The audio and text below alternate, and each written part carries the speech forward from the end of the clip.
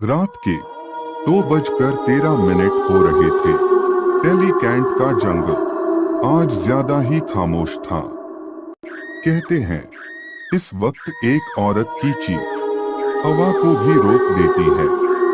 Delhi cantonment forest road, जहां रात में रुकता कोई नहीं, सिर्फ डर रुक जाता है। जहां एक औरत का रोना सुनाई देता है, पर वो मदद नहीं मांगती, वो अपना शिकार चुननी है। आरव अपनी बाइक से हॉस्टल जा रहा था।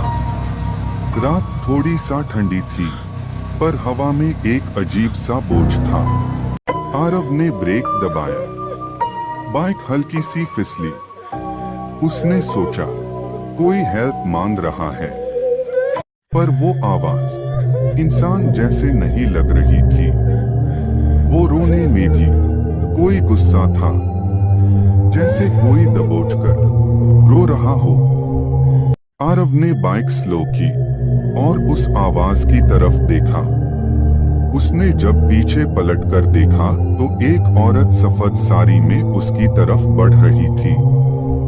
आरव ने तभी एक औरत को व्हाइट साड़ी में देखा जो बहुत भयानक लग रही थी, जिसे देखकर आरव बहुत घबरा गया। उसके बाल बिखरे हुए थी और वो हेल्प मांग रही थी और रोने जैसे गुस्सैली आवाजें निकल रही थी, जिसे सुनकर आरव बहुत ज्यादा डरने लगा। फिर किसी ने बिल्कुल धीरे से कहा, रुक जा। आरव का दिल गले तक आ गया।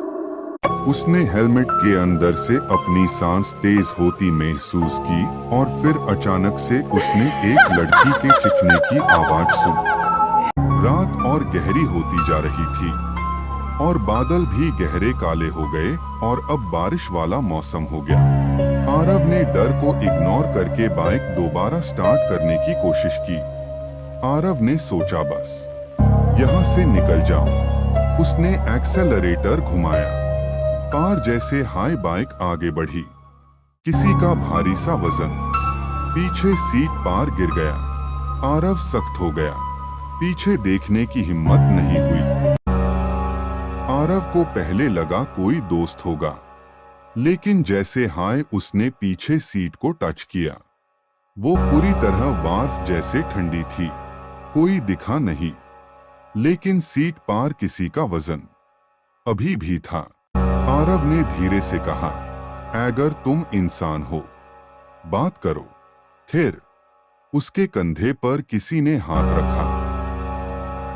आरव ने पूरी ताकत से एक्सेलरेटर दबा दिया।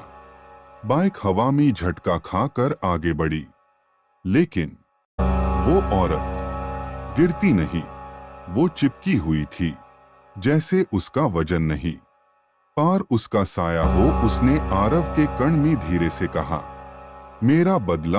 आरव बहुत डरा हुआ था और फिर अचानक वो औरत उसके सामने आ गई और एक गड्ढे की तरफ इशारा करने लगी। उसको वो गड्ढा दिखाने लगी और बहुत गुस्से भरी आवाज में उसको ये गड्ढा दिखाते हुए बोली, यही मारा था ना मुझे।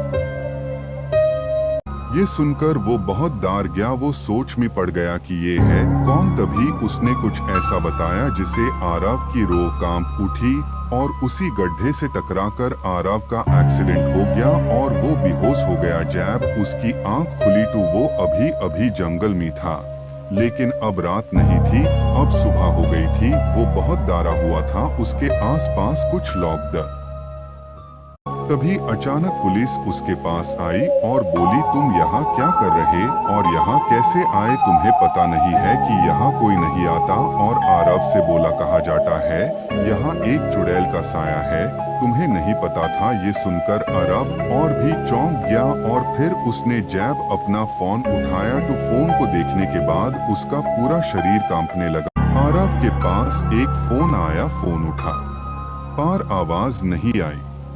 स्क्रीन पर सिर्फ एक चेहरा था और वो चेहरा उसी का था जो 1 साल पहले मर चुकी थी। उसने आरव से बोला, मैं याद हूँ कि नहीं, तुम्हें मरना हाय होगा आरव, जैसे मुझे मरना पड़ा था।